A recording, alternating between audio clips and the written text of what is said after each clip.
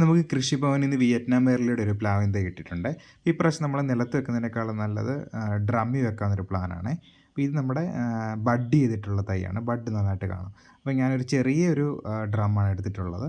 അപ്പോൾ നമുക്ക് plant size ഫ്യൂച്ചറിൽ വലുതാകുമ്പോൾ നമുക്ക് വേണമെങ്കിൽ മാറ്റാമല്ലോ. അപ്പോൾ ഹോളൊക്കെ ഇട്ട് വെച്ചിട്ടുണ്ട്. ഞാൻ ആദ്യം തൊണ്ടാണ് നിരത്തുന്നത്. പിന്നെ ഞാൻ കുറച്ച് ഉണങ്ങിയ ആട്ടിൻ കാഷ്ടം കരിയിലയും എടുത്ത് വെച്ചിട്ടുണ്ട്. അപ്പോൾ തൊണ്ട് ഞാൻ ഫസ്റ്റ് ലെവൽ നിറച്ചു. അതിന് മേലെ ആട്ടിൻ കാഷ്ടവും കുറച്ച് ഉണങ്ങിയ കരിയിലയും കൂടെ ആഡ് ചെയ്ത് വെച്ചിട്ടുണ്ട്. ഈ അടുത്ത് ടെറസിൽ കൊണ്ടുവച്ചു. കുറച്ച് മണ്ണൂടെ ഇട്ടിട്ടുണ്ട്. മുക്കാൽ ഭാഗമായിട്ടുണ്ട്. മേലെ ഒരു കോവലിൻ്റെ പന്തലുള്ളതുകൊണ്ട് അത്യാവശ്യം തണൽ കിട്ടും. ചെറിയ പ്ലാന്റ് അല്ലേ. അപ്പോൾ നമ്മൾ നടുന്നതിന് മുന്നേ ബഡ്ഡി ചെയ്ത ലെവൽ മണ്ണിന് മേലിൽ വരുന്ന പോലെ വേണം വെക്കാൻ, അല്ലെങ്കിൽ ഫംഗൽ ഇൻഫെക്ഷനൊക്കെ വരാനുള്ള ചാൻസ് ഉണ്ട്.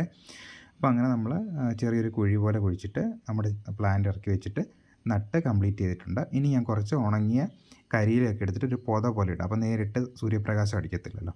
അപ്പോൾ ഇതുപോലുള്ള വീഡിയോ ഇഷ്ടമാണെന്നുണ്ടെങ്കിൽ നമ്മുടെ ചാനൽ ഒന്ന് ലൈക്ക് ചെയ്തേക്കണേ. Bye bye.